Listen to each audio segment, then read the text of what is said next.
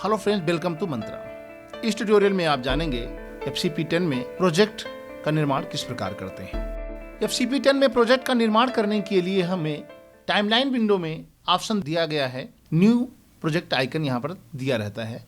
आप इस आइकन पे क्लिक करके नए प्रोजेक्ट का निर्माण कर सकते हैं। प्रोजेक्ट के अंतर्गत जो टाइमलाइन होती है, उस टाइमलाइन पे हम लोग ऑडियो और वीडियो क्लिप को असेंबल करते हैं, रिफाइन करते हैं और फाइनल मूवी का निर्माण करते हैं। FCP10 में एक टाइम पर केवल एक ही प्रोजेक्ट को ओपन करने की सुविधा प्रदान की गई है। यदि आपको दूसरा प्रोजेक्ट को टाइमलाइन पे यूज़ करना है या प्रोजेक्ट में यूज़ करना है, तो उसको यूज़ करने के लिए हम लोग कंपाउंड क्लिप का प्रयोग करके उसका प्रयोग करते हैं, जो कि FCP7 से डिफरेंट तरीका है। इसके बारे में हम आपको आगे के आने वाले ट्यूटोरियल में बताएंगे कि उसका प्रयोग हम किस प्रकार करते हैं। सबसे पहले हम आपको बता रहे हैं कि FCP10 में नए प्रोजेक्ट का निर्माण किस प्रकार करते हैं।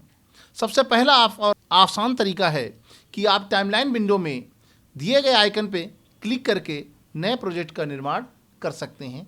यहाँ पर क्लिक करेंगे तो यहाँ पर आपके सामने प्रोजेक्ट का नाम आता है, मंत्रा ट्यूटर FCP10। यहाँ पर टाइम कोड आप बता सकते हैं, प्रोजेक्ट की स्टार्टिंग किस टाइम कोड के हिसाब से हो।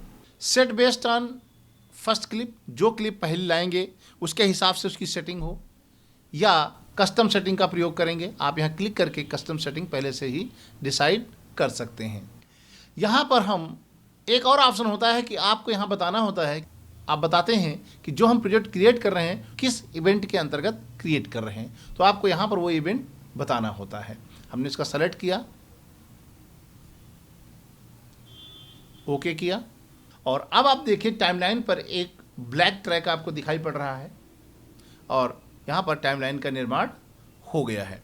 यहाँ FCP7 और FCP10 में ज़्यादातर यूजर्स को सबसे ज़्यादा प्रॉब्लम टाइमलाइन पे काम करने पर ही होती है, क्योंकि यहाँ पे कोई विजुअल ट्रैक्स नहीं होते हैं। आने वाली क्लिप के साथ ही ट्रैक्स का निर्माण ऑटोमेटिक होता है और ये मैजिकल ट्रैक्स होने की वजह से ये ऑटोमेटिक क्लिप्स का मूवमेंट भी आवश्यकता अनुसार होता रहता है।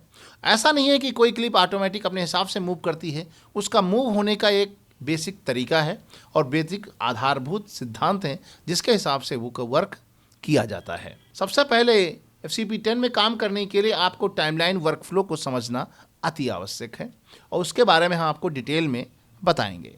नया प्रोजेक्ट बनने के साथ आपके सामने ये टाइमलाइन ओपन हो जाती है, तो इसमें कई सारे ऑप्शंस हैं, इनके बारे में बता रहे हैं आपको हम, और दूसरा तरीका भी आपको बताते हैं कि नया प्रोजेक्ट का निर्माण किस प्रकार किया जाता है।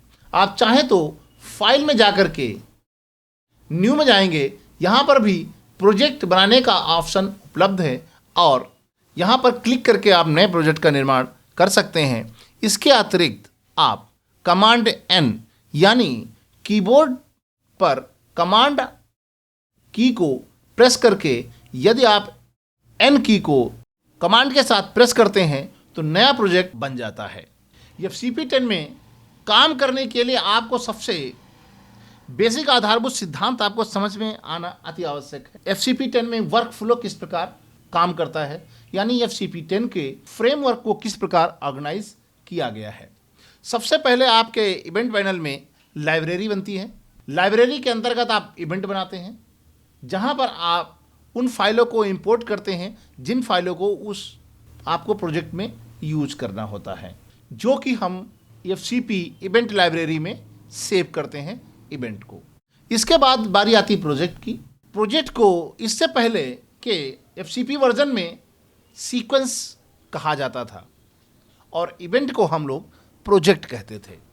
बेसिकली अंतर यह है, FCP7 में जिसको हम प्रोजेक्ट कहते थे वो यहाँ पर इवेंट के नाम से जाना जाता है और जिसको हम सीक्वेंस कहते थे उसको हम प्रोजेक्ट कहते हैं। इसलिए ज़्यादातर एडिटर्स में सबसे ज़्यादा कन्फ्यूजन इसी बात को लेकर के है कि इवेंट और प्रोजेक्ट में कन्फ्यूज़न क्रिएट हो जाता है। बेसिकली आप समझ लीजिए, FCP10 में इवेंट को हम FCP7 में प्रोजेक्ट के नाम से जानते थे और FCP10 में जिसको हम FCP7 में सीक्वेंस के नाम से जानते थे, वहाँ FCP10 में प्रोजेक्ट बन गया है। यानी प्रोजेक्ट को हम FCP10 में इवेंट कहेंगे और सीक्वेंस को हम प्रोजेक्ट कहेंगे, तो आपकी सारी प्रॉब्लम सॉर्ट आउट हो जाएगी। यानी एक इवेंट में एक से ज़्यादा प्रोजेक्ट का निर्माण किया जा सकता है। जैसा कि पहले हम FCP7 के प्रोजेक्ट्स के अंतर्गत कई सारे सीक्वेंस का निर्माण करते थे, लेकिन एक टाइम पर एक ही सीक्वेंस यूज किया कर सकते थे। ओपन रहते थे लेकिन यूज एक टाइम पर एक ही सीक्वेंस करते थे। उसी प्रकार से FCP10 में आपके पास एक इवेंट में कई सारे सीक्वेंसेस का निर्माण कर सकते हैं और एक टाइम पर एक ही सीक्वेंस यानी प्रोजेक्ट को यूज करते हैं और काम करते हैं। इवेंट को आप पहले प्रोजेक्ट कहते थे और सीक्वेंस को हम सीक्वेंस कहते थे। यहाँ पर सीक्वेंस आउट हो गया है और सीक्वेंस का नाम प्रोजेक्ट पड़ गया है और प्रोजेक्ट को हम लोग इवेंट्स कहते हैं।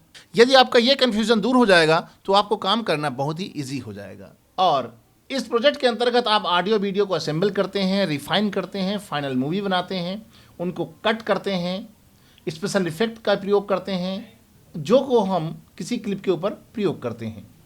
क्लिप्स बेसिकली छोटा इक्विपमेंट होता है FCP ऑर्गेनाइजेशन फ्रेमवर्क के अंतर्गत। Clip represent a individual unit of media in FCP। Clip एक इकलौती स्वयं में एक मीडिया होती है, यूनिट होती है, जिसको हम FCP में प्रयोग करते हैं। ये clip can stand for a movie. ये क्लिप एक मूवी हो सकती है, एक इमेज हो सकती है, निश्चित सीक्वेंस हो सकता है, या जनरेट की गई क्लिप हो सकती है, ऑडियो फाइल हो सकती है, या क्लिप जो को हम इवेंट फोल्डर में स्टोर किया है या इवेंट ब्राउज़र में स्टोर किया है, उसे भी हम क्लिप कहते हैं। यहाँ पर हम आपके सामने शो होता है उस प्रोजेक्ट का नाम जिस प्रोजेक्ट पे हम काम करते हैं। यानी एक इवेंट के अंतर्गत कई सारे प्रोजेक्ट बन सकते हैं। आप जिस भी प्रोजेक्ट को चाहें एक टाइम पे उस सबको आप ओपन कर सकते हैं। एक टाइम पे एक ही ओपन होगा। और यहाँ पे आप डबल क्लिक करके, जैसे कि हम FCP7 में सीक्वेंस आइकन पे क्लिक करके उसके टाइमलाइन पे उस सीक्वेंस को ओपन करते थे, वैसे ही हम इवेंट में क्लिक करके उस प्रोजेक्ट को आप ओपन कर सकते हैं। आप अपने प्रोजेक्ट से, जैसे कि आप FCP7 में किसी भी सीक्वेंस को डिलीट कर सकते थे, उसी प्रकार इसको भी आप यहाँ से डिलीट कर सकते हैं। ओपन प्रोजेक्ट, डुप्लीकेट बना सकते हैं, प्ले कर सकते हैं, स्नैपशॉट का बना सकते हैं। इस प्रकार आप एक से ज़्यादा प्रोजेक्ट बना करके उनको हम टाइमलाइन पे अलग अलग तरीके से काम कर सकते हैं। इस टाइमलाइन पे हम आपको कई सारी चीज़ें होती हैं। एक टाइम कोड होता है, एक ट्रैक होता है। यहाँ पर ट्रैक को जूम इन जूम आउट करने की क्षमता होती है। इससे हम ट्रैक की हाइट को कम ज़्यादा करते हैं। आप आगे के ट्यूटोरियल में देख लीजिए कि हम क्लिप को किस प्रकार मार्क करते हैं और टाइमलाइन पे किस प्रकार लाते हैं। फिर हम टाइमलाइन पे बताएंगे किस प्रकार वर्क किया जाता है। Thank you for watching.